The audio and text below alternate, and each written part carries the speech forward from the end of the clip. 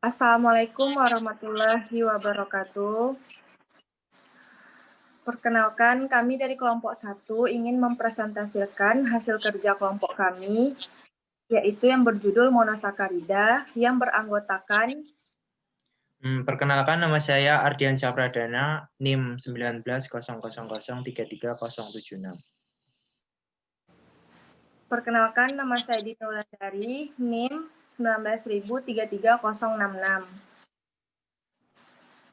Perkenalkan, nama saya Gitra Gusun Alawiyah, NIM 19.00033005. Perkenalkan, nama saya Devi Anggraini, NIM 19.033.071.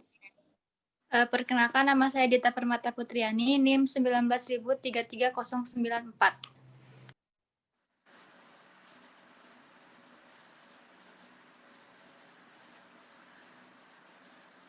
Yang pertama, yaitu jenis karbohidrat. Pada umumnya, karbohidrat dapat dikelompokkan menjadi monosakarida, oligosakarida, serta polisakarida. Monosakarida merupakan suatu molekul yang dapat terdiri dari 5 atau 6 atom C.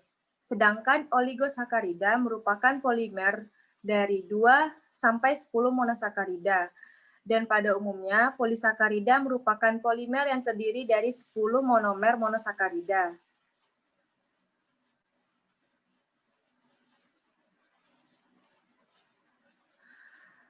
Pengertian dari monosakarida sendiri yaitu tata nama monosakarida tergantung dari gugus fungsional yang dimiliki dan letak gugus hidroksilnya. Monosakarida dengan 6 atom C disebut heksosa, misalnya glukosa, dekstrosa atau gula anggur. Fruktosa atau levulosa atau gula buah dan galaktosa. Sedangkan yang memiliki 5 atom C disebut pentosa, misalnya silosa, arabinosa, dan ribosa.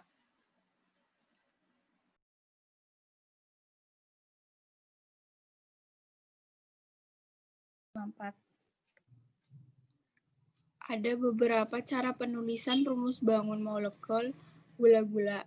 Cara yang paling sederhana adalah menurut Fisher yang disebut Fisher projection formula, seperti yang terlihat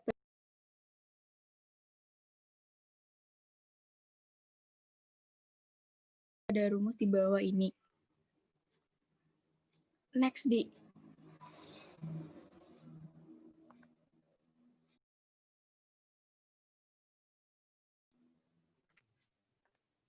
Monosakarida terdapat di alam pada umumnya berbentuk D dan jarang sekali dalam bentuk L, kecuali L-fruktosa yang terdapat dalam mukopolisakarida dan mukoprotein. Beberapa pentosa yang secara alam terdapat dalam bentuk L ialah L-arabinosa dan silosa, yaitu terdapat pada urin penderita pentusoria.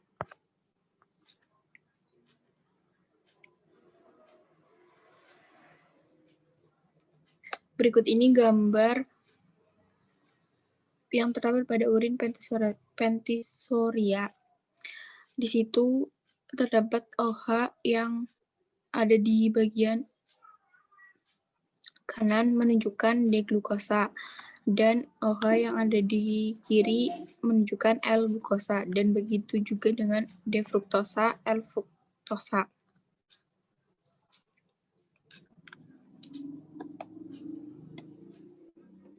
Rumus bangun monosakarida dianggap merupakan turunan dari gliserdehida, yaitu gugus karbonil atau aldehida. Disubstitusi dengan gugus lain sehingga menjadi D-glukosa, D-fruktosa, atau gula sederhana lain. Di samping itu, rumus bangun monosakarida dapat digambarkan dengan suatu konotasi sebagai berikut.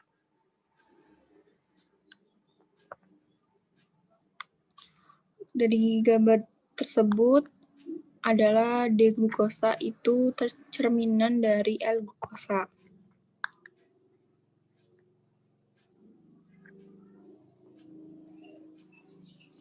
Berikutnya dapat dilihat di gambar C atom nomor 1 dan C atom nomor 5 itu terbentuk jembatan oksigen, sehingga terbentuk cincin segi 5 yang dinamakan furanosa. Next. Dan pada gambar berikutnya, bila CH2OH-nya itu berseberangan dengan OH, namanya alfa. Namun, bila C2OH-nya sejajar dengan OH, namanya namanya beta.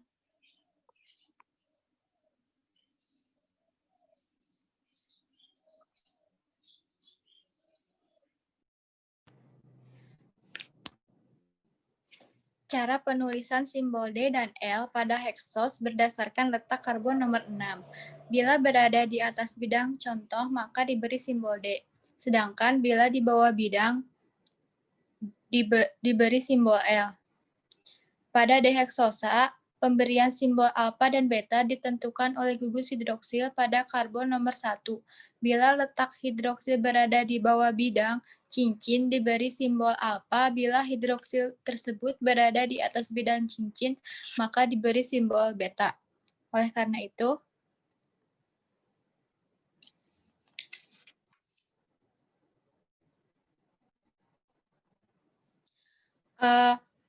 di gambar di sini yang untuk gambar sebelah kanan, karena letak hidroksilnya berada di bawah bidang cincin, jadi diberi simbol beta. Dan untuk sebelah kiri, karena letak hidroksilnya berada di atas bidang cincin, maka diberi simbol alfa. Beta. Jadi D dan L merupakan batangan cermin, maka pemberian alfa dan beta pada L heksosa dilakukan secara kebalikannya, yaitu bila hidroksil berada di atas bidang cincin, maka diberi simbol alfa dan seterusnya. Cara penulisan Howard untuk beberapa gula sederhana monosakarida yang penting dapat dilihat pada contoh berikut ini.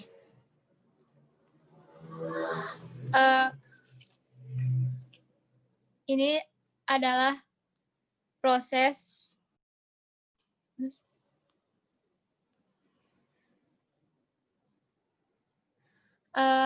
asiklik, proses Fischer menjadi siklik.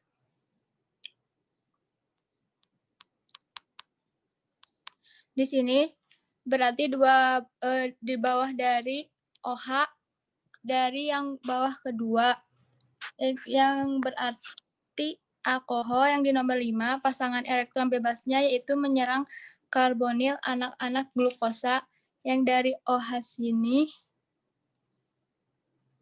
Mana sih? Ke sini.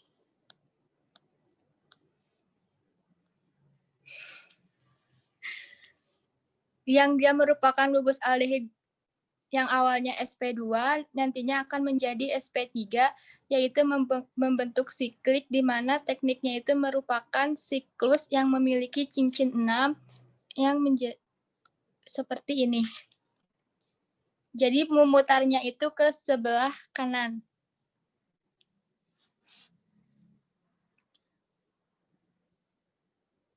OH kedua di bawah itu menyerang OH nomor 1 yang di sebelah sini. Jangan sampai kebalik. Jadi kalau misalkan kebalik, itu akan menjadi rantai yang berbeda.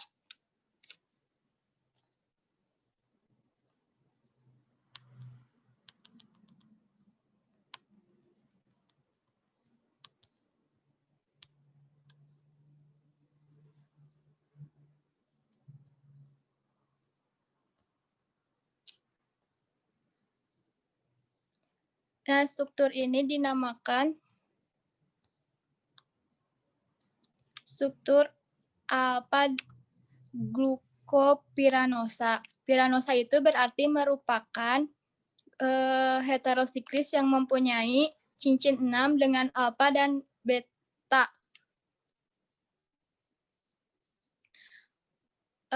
Yang itu berarti di antara OH dan CH2OH itu berada di sisi yang berbeda.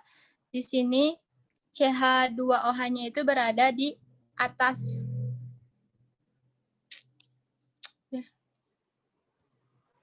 Next.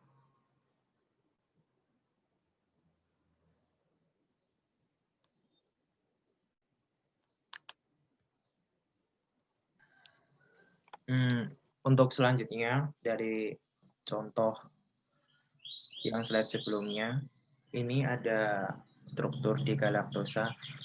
Yang ini awalnya dari struktur Fischer menjadi ke Howard. Nah, untuk galaktosa sendiri, galaktosa itu terdiri dari 6 siklik.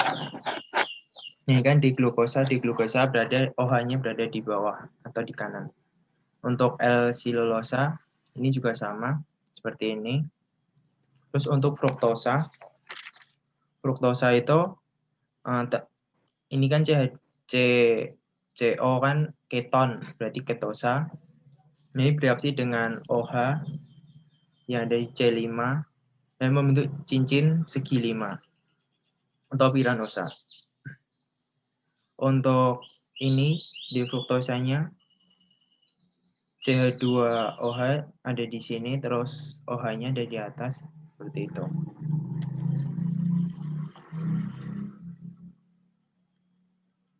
Untuk selanjutnya, mutarotasi.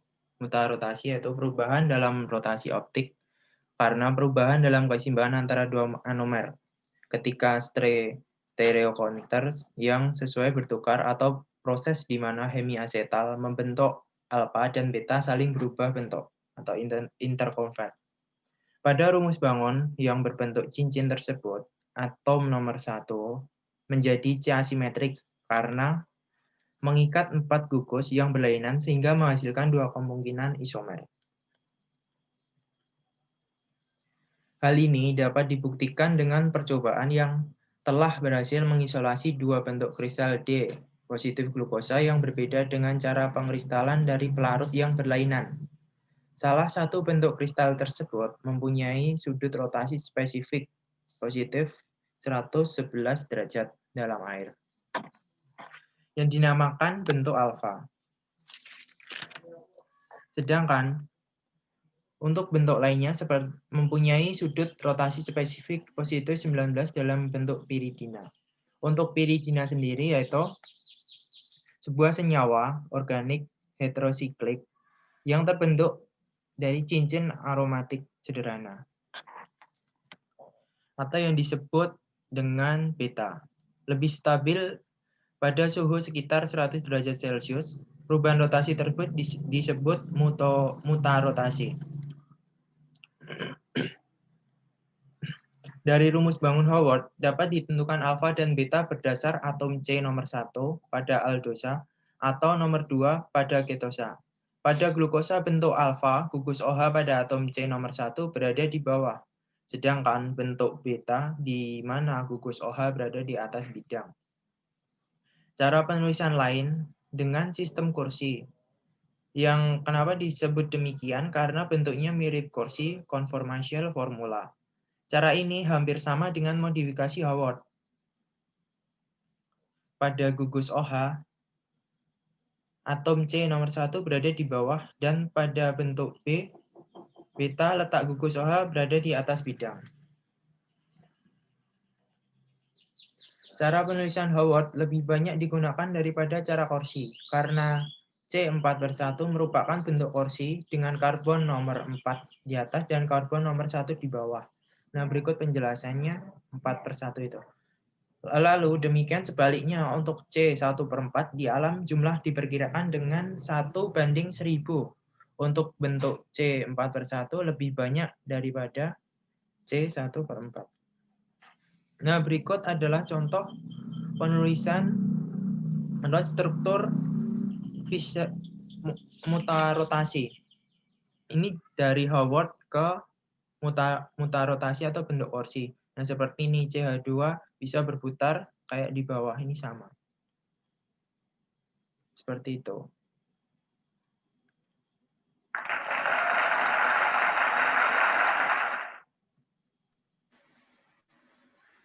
Demikian hasil presentasi dari kelompok kami. Apabila ada kesalahan, mohon dimaafkan.